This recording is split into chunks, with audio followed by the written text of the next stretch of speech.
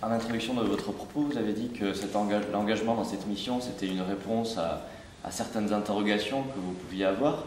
Est-ce que, comme certains de vos collègues d'ouverture du gouvernement, vous vous êtes posé la question de votre démission? Ou sinon, est-ce que vous êtes, comme beaucoup certaines personnalités de la majorité, à commencer par le Premier ministre, vous avez été mis mal à l'aise par la surenchère sécuritaire de cet été? Comme je l'ai dit hier après-midi à Port-Marly, j'ai vu que l'actualité par ailleurs fait que ça a été peu repris, donc vous me permettez de le répéter ce matin. Comme je l'ai dit hier, moi si un jour je me pose la question de la démission, je démissionne. À ce moment-là, ma communication, ce sera d'expliquer pourquoi je démissionne. Mais ma déontologie de membre du gouvernement, c'est que être au gouvernement, c'est assumer une solidarité gouvernementale, et c'est lié à l'intérieur du gouvernement, à travers l'action, et à travers le débat qu'on peut avoir au sein d'un gouvernement et d'une majorité, de faire passer un certain nombre d'idées qui me tiennent à cœur.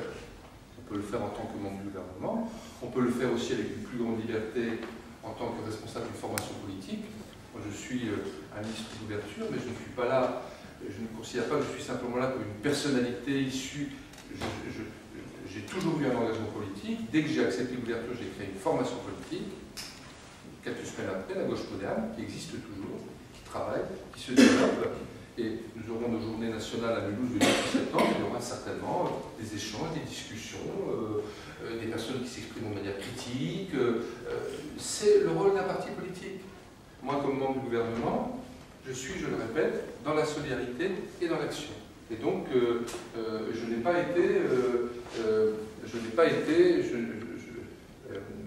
comment dirais-je, dans ce type de démarche, d'interrogation, etc., que je trouve somme toute assez stérile, premièrement. Deuxièmement, et c'est la raison pour laquelle, aujourd'hui, vous ne me retrouvez pas dans la liste de ceux qui, interrogent.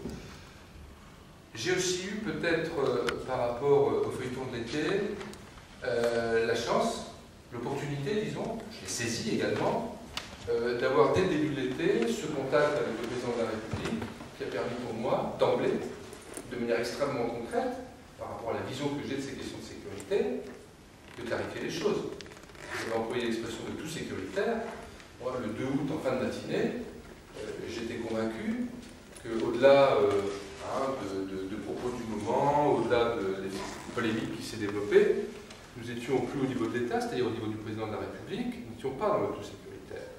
Et il m'appartient, au fond, c'est ma mission, de faire vivre cet équilibre. Ensuite, bon, pour vous dire, personnellement, je n'ai jamais été favorable à tout ce qui peut relever de l'amalgame ou de l'instrumentalisation d'où qu'elle vienne.